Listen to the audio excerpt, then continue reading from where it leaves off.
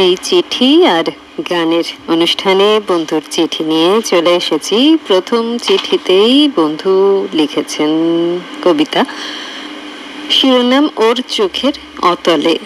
ওর চোখের অতলে গভীর ঘন নীল জল, নীলাভ চোখের মণি মুক্ত খচিত দু নয়ন।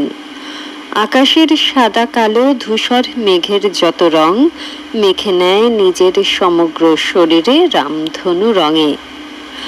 সমুদ্রের কিনারে দাঁড়িয়ে দেখি দু চোখে ওর ছবি, অপূর্ব অপূর্ব অপূর্ব সুন্দরে প্রকৃতির ভালোবাসা।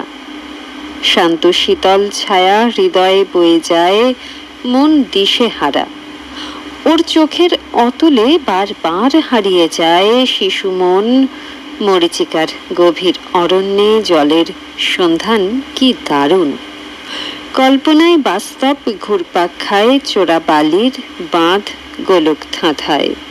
হ্যাঁ, বারবার ওর চোখের অতলে হারিয়ে যেতে চায় মন, শান্ত শীতল পবিত্র অনুভূতি কোমল আদরে।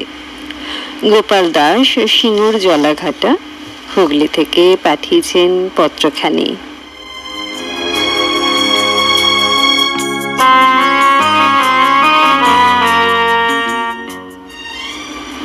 ওই যে চিঠির মধ্যেই আপনি লিখেছেন কল্পনায় বাস্তব ঘুরপাক খায়, তাই বোধহয় মরীচিকার গভীর অরণ্যে জলের সন্ধান।